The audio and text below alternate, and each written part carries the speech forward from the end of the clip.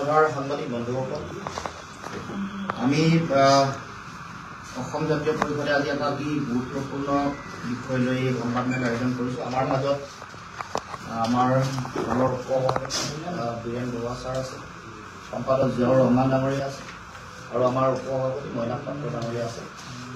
আমি শেহতীয়াকৈ আপোনালোকে সকলোৱে দেখিছে যে বিধানসভাৰ মজিয়াত এটা অতি গুৰুত্বপূৰ্ণ বিষয় লৈ অসমৰ জাতীয় জীৱনৰ গুৰুত্বপূৰ্ণ বিষয় ছটা জনগোষ্ঠীৰ জনজাতিকৰণৰ দাবীত বহু দীঘলীয়া সময় ছটা জনগোষ্ঠীৰ অন্তৰ্গত বিভিন্ন দল সংগঠন আৰু সাধাৰণ ৰাইজে বিভিন্ন সংগ্ৰামত তেওঁলোকে লিপ্ত হৈ আছিল। ৰাজপথৰ সংগ্ৰাম, তাৰ লগে লগে কেন্দ্ৰীয় মন্ত্ৰণালয়ৰ লগত যোগাযোগ কৰা বা দেশৰ প্ৰধানমন্ত্ৰী বিভাগীয় মন্ত্ৰীক স্মাৰক পত্ৰ প্ৰদানৰ যোগেদি ছটা জনগোষ্ঠীৰ জনজাতিকৰণৰ এই বিষয়টোক লৈ বিভিন্ন দল সংগঠনে ছটা জনগোষ্ঠীৰ অন্তৰ্গত বা অসমৰ জাতীয় জীৱনৰ আন বহু দল সংগঠনেও এই বিষয়টোক লৈ অতি সৰব আৰু শক্তিশালী ভূমিকা পালন কৰি আহিছিল। আমাৰ সকলোৰে স্পষ্ট দৃষ্টিভংগী যে অসমত থকা যিসকল জনজাতি আছে, এক্সিষ্টিং জনজাতিসকলৰ স্বাৰ্থ আৰু অধিকাৰ বিঘ্নিত নোহোৱাকৈ ছটা জনগোষ্ঠীৰ জনজাতিকৰণ কৰিব লাগে। এই দৃষ্টিভংগীটো, এই বিষয়টো বিভিন্ন সময়ত আমি আমাৰ ফালৰ পৰা উত্থাপন কৰি আহিছিলোঁ আৰু এই যিটো চিন্তা, এই চিন্তাটোকে প্ৰায়বোৰ ব্যক্তিয়ে প্ৰায় মানুহে মান্যতা প্ৰদান কৰিছে। এতিয়া শেহতীয়াকৈ আমি দেখিছোঁ যে এই গোটেই বিষয়টো ৰাজ্য চৰকাৰে তেওঁলোকে যিটো ইণ্টাৰিম ৰিকমেণ্ডেশ্যন তেওঁলোকে কেন্দ্ৰীয় চৰকাৰক প্ৰেৰণ কৰিছে, প্ৰাৰম্ভিক তেওঁলোকৰ প্ৰস্তাৱনাই হওক বা ৰিকমেণ্ডেশ্যনেই হওক, তাৰ পাছত তেওঁলোকে এনেকুৱা এটা পৰিৱেশ সৃষ্টি কৰিছে যেন ছটা জনগোষ্ঠীৰ জনজাতিকৰণ দিয়া প্ৰক্ৰিয়াটো প্ৰায় সম্পূৰ্ণ হ'ল। আমি এতিয়া এটা কাৰিকৰীগত বিষয়, জনজাতিকৰণ প্ৰাপ্তিৰ কাৰণে যিটো পৰিক্ৰমা আছে, এই পৰিক্ৰমাটোৰ সম্পৰ্কটো অসমৰ ৰাইজক আমি অৱগত কৰিব খুজিছোঁ।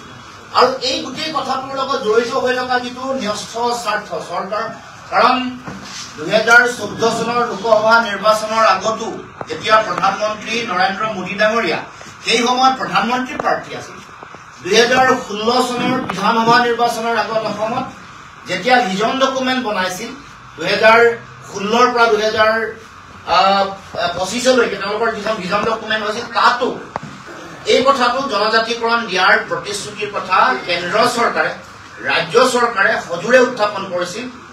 আৰু আমি দেখিছোঁ যে বিগত সময়ছোৱাত ৰাজ্যসভাত ছটা জনগোষ্ঠীৰ জনজাতিকৰণৰ কাৰণে এখন বিলো তেওঁলোকে তাত উত্থাপন কৰিছিল। কিন্তু আমি এই গোটেই কথা বতৰাবোৰ হৈ থকাৰ মাজতে কিন্তু এই বিজেপি চৰকাৰৰ প্ৰধানমন্ত্ৰী নৰেন্দ্ৰ মোদী ডাঙৰীয়াই দায়িত্ব লোৱা তিনিটা টাৰ্ম তেওঁলোকে 10 বছৰ সম্পূৰ্ণ কৰি তৃতীয় বাৰৰ কাৰণে তেওঁ প্ৰধানমন্ত্ৰী হ'ল, কিন্তু ছটা জনগোষ্ঠীৰ জনজাতিকৰণ সম্পূৰ্ণ নহ'ল। অসমত দুগৰাকী মুখ্যমন্ত্ৰী হ'ল, সৰ্বানন্দ সোণোৱাল ডাঙৰীয়া, যাৰ দিনত তেওঁলোকে মন্ত্ৰীগোট গঠন কৰিছিল। সেই সময়ত হিমন্ত বিশ্ব শৰ্মা ডাঙৰীয়া তেওঁৰ মন্ত্ৰী আছিল, তেওঁৰ অধ্যক্ষতাত মন্ত্ৰীগোট স্থাপন কৰিছিল, তেওঁলোকে গঠন কৰিছিল। তাৰ পাছত হিমন্ত বিশ্ব শৰ্মা মুখ্যমন্ত্ৰী হ'ল, ৰণোজ পেগুৰ অধ্যক্ষতাত মন্ত্ৰীগোট গঠন কৰিছিল। আমি দেখিবলৈ পাইছোঁ যে 10টা বছৰ সম্পূৰ্ণ হ'বলৈ আৰু 3টা মাহ বাকী আছে। এই 3-4 মাহ বাকী থকা অৱস্থাত তেওঁলোকে মন্ত্ৰীগোটৰ প্ৰতিবেদন প্ৰেৰণ কৰা গোটেই কথাটোৱে তেওঁলোকৰ ইয়াৰ লগত যে এটা ৰাজনৈতিক লক্ষ্য আৰু উদ্দেশ্য জড়িত হৈ আছে, এইটো কথা স্পষ্ট ৰূপত প্ৰমাণ কৰিছে। প্ৰধানমন্ত্ৰী নৰেন্দ্ৰ মোদী 10 বছৰতকৈ বেছি প্ৰধানমন্ত্ৰী হৈ থকাৰ পাছতো ছটা জনগোষ্ঠীৰ জনজাতিকৰণ নকৰিলে। অসমত মুখ্যমন্ত্ৰী দুগৰাকী বিজেপিৰ মুখ্যমন্ত্ৰী থকাৰ পাছতো তেওঁলোকে ছটা জনগোষ্ঠীক জনজাতিকৰণ আজিলৈকে নিদিলে। এই কথাটোৱে প্ৰমাণ কৰে যে এই তেওঁলোকে 3 মাহ বা 4 মাহৰ আগত দিয়া প্ৰতিবেদনখন এখন প্ৰহসনহে মাত্ৰ। অসমৰ জনগণক পুনৰ বিশ্বাসঘাতকতা প্ৰতাৰণা কৰিব খুজিছে ছটা জনগোষ্ঠীক।